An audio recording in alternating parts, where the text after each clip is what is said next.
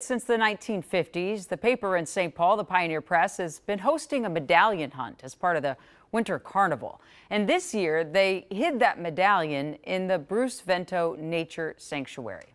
That was not a great idea. Organizers vowed the sanctuary would be off limits in the future. Why was it a bad idea? Well, it's native land, and one native-led nonprofit believes that it shouldn't have been a park in the first place.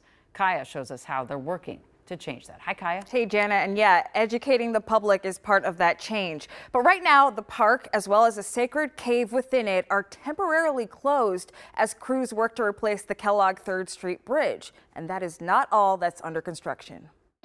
Not far from the busy streets of downtown St. Paul lies Bruce Vento Nature Sanctuary, a city-owned park. But it is indigenous-led nonprofit, Wakantipi Awanyan Kapi, that cares for the site. It's really amazing just seeing how beautiful the site can be. Environmental restoration manager Gabby Manuman says it wasn't always so beautiful when industrial developments nearly destroyed it. The area in the past was full of a lot of invasive species. It had been an unofficial city dump. But Gabby says the habitat has already improved since 2020 when their restoration work began. We've really seen an increase in biodiversity, a lot more wildlife and migratory birds especially coming back. Located just below Indian Mounds Park, they say this land is sacred. What makes it sacred?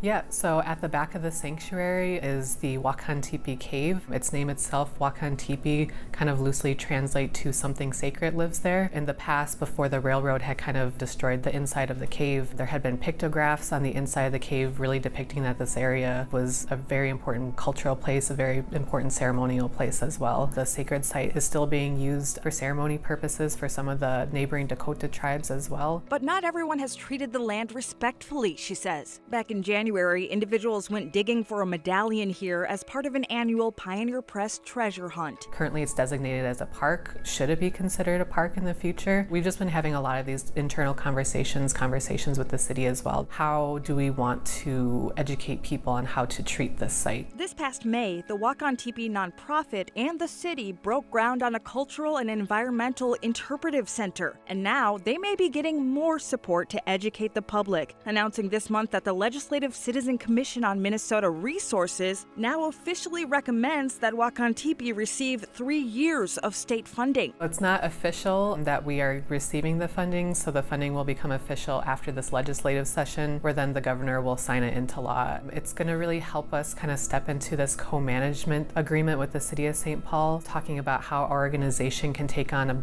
stronger leadership role. The roughly $700,000 fund would also allow for more programming, she says. A new program that we have called a BioBlitz, which is citizen science where people are able to come out to the site once a year and learn from our environmental partners and professionals that we invite. And we try to identify as many different species at the site as possible. We are one of over 120 projects that were selected for this. You know, a lot of great environmental projects happening in Minnesota, a lot of great environmental education as well. It's really exciting. And despite the construction, Jana, the park was very peaceful. It reopens September 9th. As far as that new Wakantipi Center, that is set to open next summer.